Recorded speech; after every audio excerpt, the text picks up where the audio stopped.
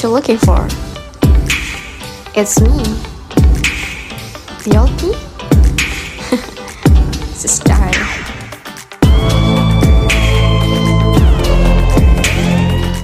Assalamualaikum warahmatullahi wabarakatuh.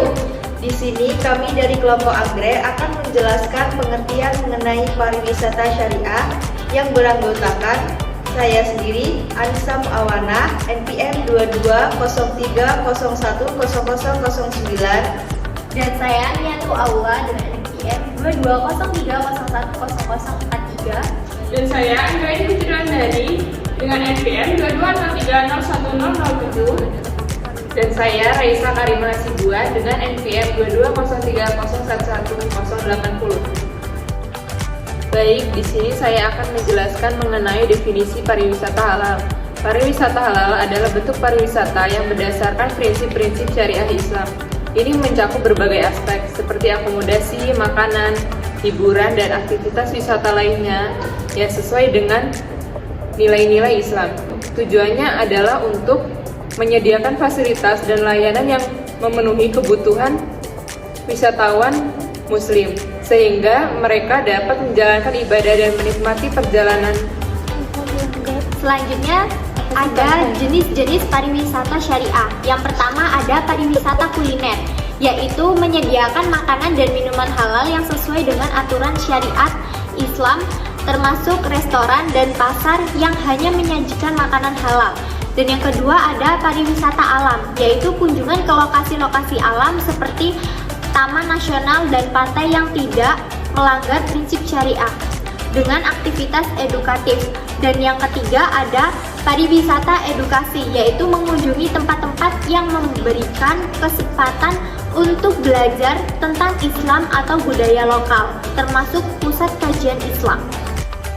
Keempat yaitu pleasure tourism, pariwisata yang bertujuan untuk menikmati destinasi wisata dan mengisi waktu luang.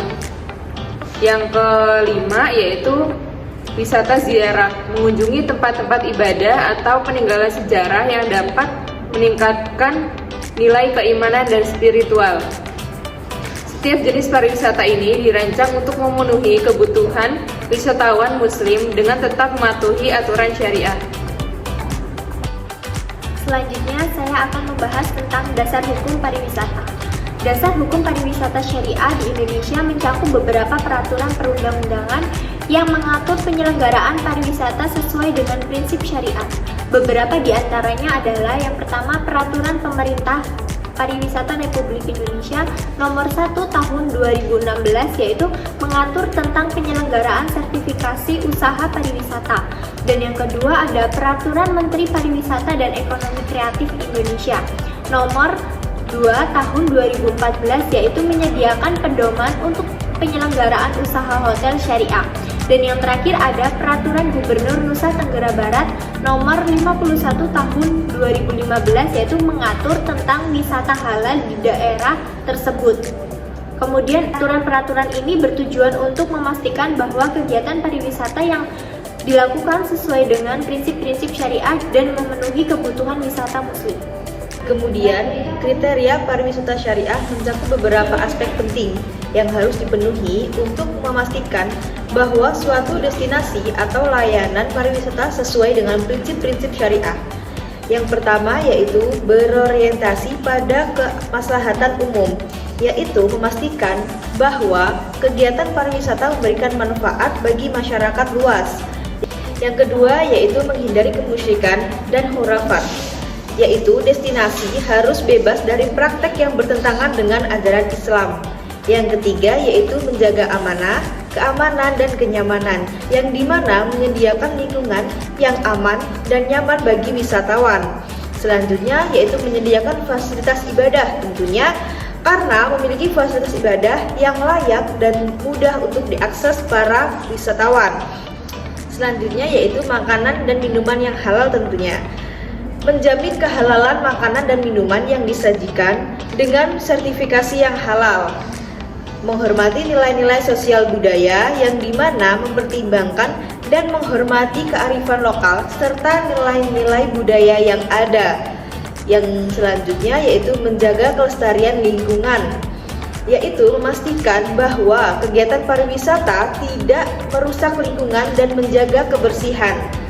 Selanjutnya, di sini saya akan menjelaskan tentang sertifikasi dan penilaian pariwisata syariah.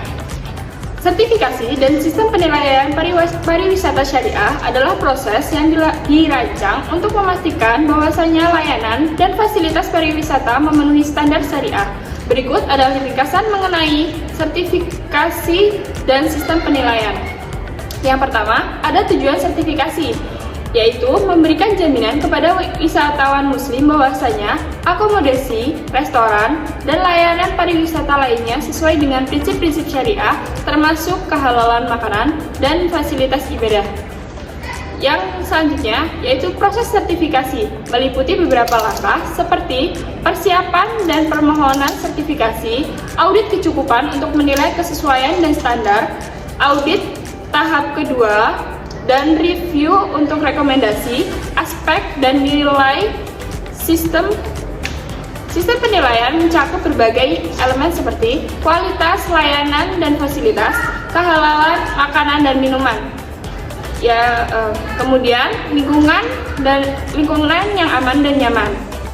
Sertifikasi dan penilaian ini bertujuan untuk meningkatkan kualitas pariwisata syariah dan memberikan kepercayaan kepada wisatawan muslim dalam memilih destinasi wisata dan layanan yang sesuai dengan nilai-nilai agama mereka.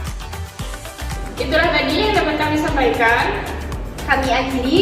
Wassalamualaikum warahmatullahi wabarakatuh.